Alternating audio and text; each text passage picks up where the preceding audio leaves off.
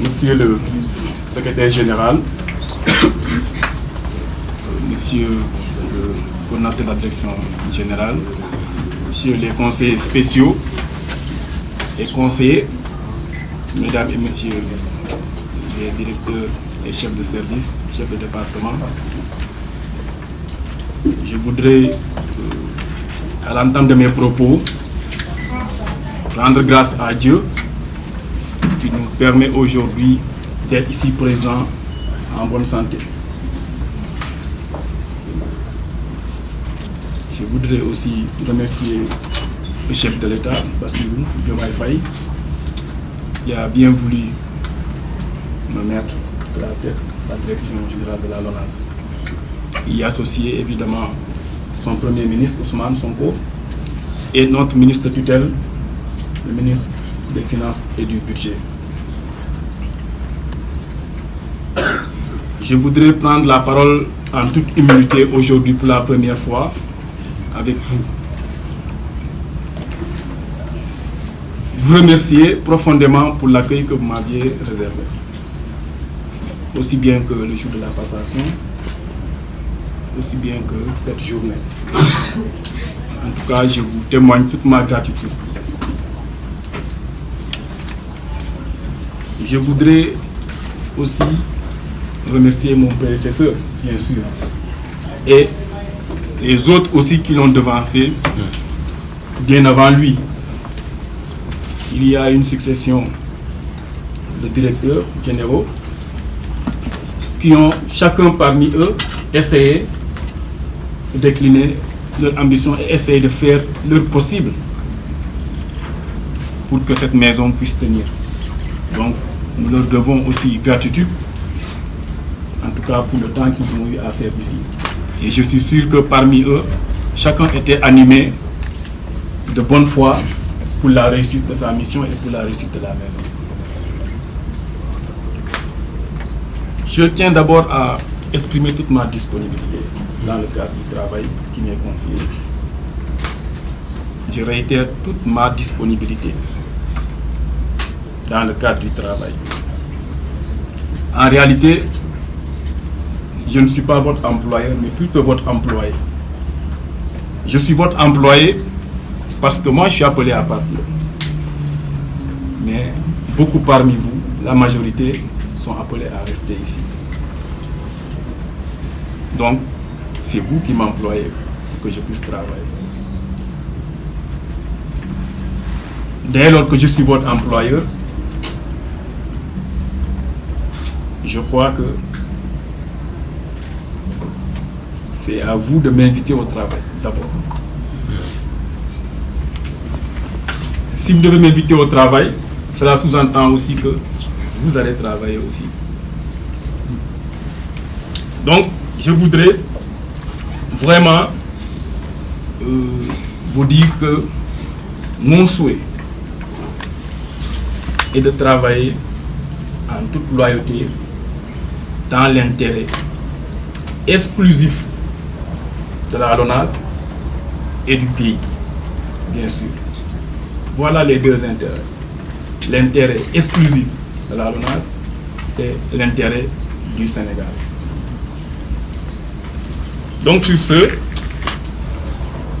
il est évident qu'il faudrait que nous puissions travailler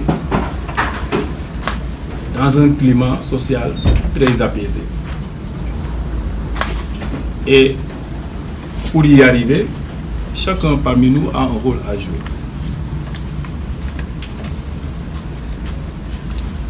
Je voudrais rassurer vraiment à tous les travailleurs que dans le cas du travail que nous avons à faire, les compétences primeront sur toute autre considération. Je répète encore, les compétences primeront sur toute autre considération. C'est pour mettre à l'aise tout le monde que vous compreniez que ce qui nous réunit ici, c'est le cadre du travail. Ce qui nous réunit ici, c'est pour continuer les performances de la maison. Ce qui nous réunit ici, c'est pour mettre le Sénégal en progrès. Et le Sénégal n'appartient ni à X ni à Y. Le Sénégal nous appartient tous. Si la LONASE réussit, c'est pour d'abord tous ces travailleurs, mais c'est aussi pour le Sénégal. Donc nous travaillons pour tous les Sénégalais. Donc,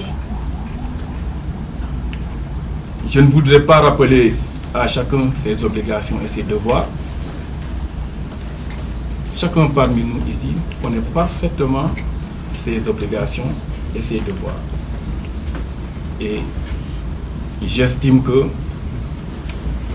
en toute responsabilité, chacun parmi nous fera de sorte à ce qu'il n'y ait pas de manquement dans les tâches qui lui seront confiées. Pour moi, chaque travailleur, du grand cadre au vendeur en passant par les prestataires, doit se considérer comme étant le directeur général de la LONASE. Et se dire que chaque acte que je pose dans le cadre de mon travail, je ne le fais pas pour le directeur, je ne le fais pas pour mon supérieur hiérarchique, je le fais d'abord pour moi-même. Parce qu'en réalité, je le disais l'autre jour, les anciens directeurs qui se sont succédés, qui sont partis aujourd'hui, sont passés à autre chose. Mais vous êtes toujours là. En réalité, les directeurs généraux de la LONASE, c'est chaque employeur parmi vous. Nous sommes des directeurs transitoires. Nous sommes là pour des moments bien déterminés et nous allons partir. Donc, faites de la maison et de la structure votre affaire personnelle d'abord. Il est clair que il y a un changement de directeur, mais au-delà du changement de directeur, il y a eu un changement de régime. Et chaque régime vient avec son style, avec sa vision, ce qui sous-entend bien sûr que nous ne serons plus arrêtés au PSE, nous serons certainement arrêtés au projet. Et cela veut dire effectivement qu'il y aura des changements sur beaucoup de choses. Parce que si les Sénégalais étaient d'accord avec ce qu'il y avait avant le 24 mars, ils auraient continué à soutenir ce qu'il y avait avant le 24 mars. Si les Sénégalais ont décidé de faire une rupture le 24 mars, cela doit nous interpeller, chacun parmi nous, pour comprendre que les Sénégalais veulent autre chose, les Sénégalais attendent vraiment autre chose de nous. C'est en ce sens que je voudrais que chacun parmi vous puisse comprendre que, effectivement, il y aura des ruptures sur beaucoup de choses. Il faudrait que les gens le comprennent et sachent que ce n'est pas une affaire même de la LONASE. Nous suivrons bien sûr les directives et les indications vraiment du gouvernement et nous marcherons vraiment en parfaite ligne avec les instructions qui seront données par rapport aux changements à opérer sur tous les plans. Parce qu'il n'y aura pas de déphasage. La rupture tant prônée, aussi bien au niveau du gouvernement, aussi bien au niveau des ministères, aussi bien au niveau des directions que des agences, se fera en harmonie pour que nous puissions aussi avoir des solutions harmonisées. Parce que ça ne sert à rien qu'il y ait une rupture organisée au niveau du gouvernement et qu'il n'y ait pas une rupture organisée au niveau des directions jusqu'à la base. Sans cela, je ne pense pas que nous puissions avoir un progrès harmonisé. La LONASE doit être de concert avec tout ce qui se fera dans le pays. Donc, attendez-vous que nous puissions vraiment travailler sur ce rythme qui nous sera vraiment qui sera présenté. J'avais tantôt dit que les compétences seront les baromètres d'appréciation. Je suis conscient que la LONASE est une boîte quand même qui a une certaine dose politique. Je rassure les hommes politiques qui sont là. Dans la rupture que nous avions incarnée, nous avions plus pensé qu'il faut mettre en avant le travail et les compétences.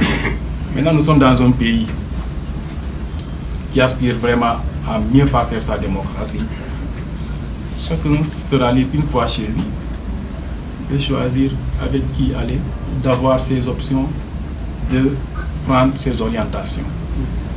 Mais dans le cadre du travail, il faudrait que nous tous nous apprenions à faire la part des choses. Et c'est à cette structure-là que nous appelle le président Bassirou Diomaye Faye. C'est à cette rupture-là que nous appelle son premier ministre. C'est à cette rupture que nous appelle aussi le ministre, notre ministre tutelle, le ministre des Finances et du Budget. Ça, je voudrais aussi sur ce plan-là être très clair.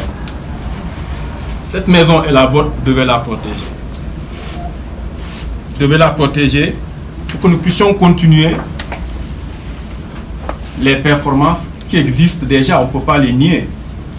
On ne peut pas nier que la LONASE continue à faire des performances depuis quelques années. Et il faudrait continuer ces performances. Nous avions vu des structures dans ce pays qui, par contre, sont passées de performances à des difficultés. Et pour ne pas rater ces performances, nous devons tous travailler à être en parfaite adéquation avec les nouvelles innovations et les technologies du moment. Sinon, si on ne s'adapte pas avec l'évolution de la technologie, si on ne s'adapte pas avec les nouvelles offres, nous risquons aussi, nous, d'avoir des conséquences. Donc ces performances, nous devons les maintenir, continuer à innover et que la LONASE puisse progresser. Je pense que nous pouvons consolider notre position sur le marché des jeux aussi bien qu'en Afrique de l'Ouest et pourquoi pas en Afrique. Nous pouvons les consolider. Les ressources ne manquent pas. Évidemment, il y a des cadres qui sont déjà là, des cadres compétents, même si les ressources ne suffiront jamais, puisque, étant donné que le monde d'aujourd'hui est un monde qui avance, à chaque jour, vous verrez un nouveau métier qui est là que l'ancienne génération n'a pas pu avoir le temps d'aborder. Donc, j'aurais souhaité vraiment que nous puissions continuer à développer, à améliorer l'existant afin d'atteindre nos objectifs. Et je suis très confiant sur ce plan et je suis sûr que nous pourrons atteindre les objectifs. Je suis assuré sur ce plan-là. En tout cas, j'ai pris bonne note des prises de parole. D'abord, je salue vraiment les amicales. Je commence par les amicales religieuses. Moi, j'ai toujours dit que c'est vrai que le Sénégal est un pays laïque, mais c'est un pays laïque religieux. Nous ne sommes pas un pays laïque athée. Il y a une différence un peu. Nous sommes tous des religieux, quels que soient chrétiens, musulmans, quels que soient les traditionalistes. Le Sénégal est un pays laïque mais religieux. Et cela, nous devons continuer à le consolider.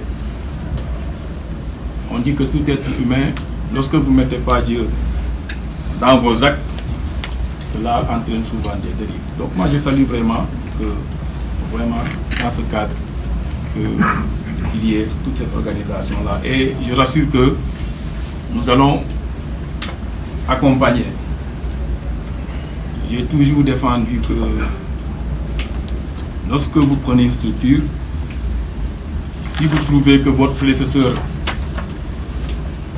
a pris la structure du point A vers le point B, vous n'avez pas l'obligation de stagner au point B, vous devez aller au point C.